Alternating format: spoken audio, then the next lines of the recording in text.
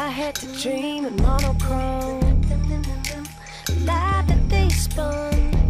Maybe I hear heaven calling me home. Now let's touch on influences, right? Like you did mention Prince as one of them. You have Minnie Riperton as one, which I love Minnie Riperton.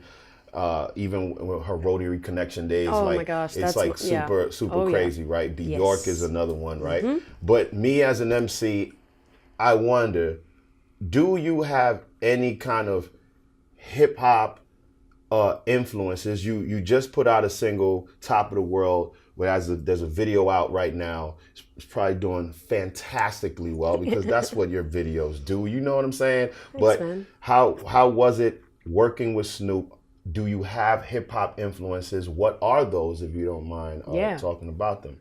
Of course, yeah. I think probably the biggest influence that hip hop has had on me is my phrasing and the way that I sing and syncopate. I'm really into syncopation, just from the perspective of like building an idea and then developing like new layers on top that make the body move, but also catch you off guard. You know, I've always liked things to be like, I think of probably the most defining hip hop act for me growing up and that had a direct influence on my work was, I think, OutKast. I mean, for me, like the MC work of Big Boy and just the melodic intuition of Andre 3000 and the swagger and the attitude and the idea of characters, you know, this got me very interested in theatrics, you know, like how he could get that nasal tone and attack, you know, up in a different register and then go, you know, it's just that journey that you got to see in hip hop. And it's like continued to be a very big part of what I listen to, where I gain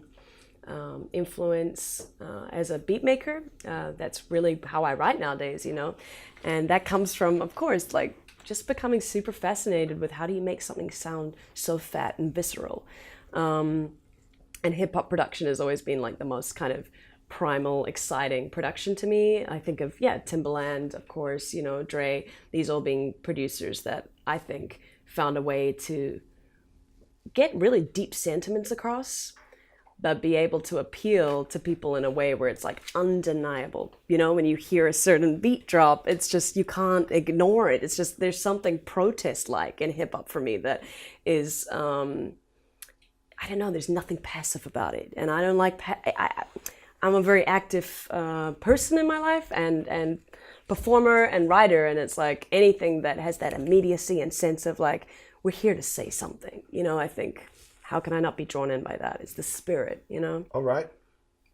You got me bugging just on the OutKast. I was just like, all right, I like her. She's good. She's good. Yeah. Working with Snoop is crazy though, because he's one of my like, I mean, come on. That's Snoop. I mean, he's a legend, you know, and like the high of hearing a rapper jump on a beat that, you know, it's crazy, and like singing, like referencing you, it's like, you gotta remember I'm like a kid from New Zealand, you know what I mean? You gotta take it back. Me on looking out at the sheep and stuff, like so that's crazy. That's crazy. He's the man, and he really like took that song to the next level.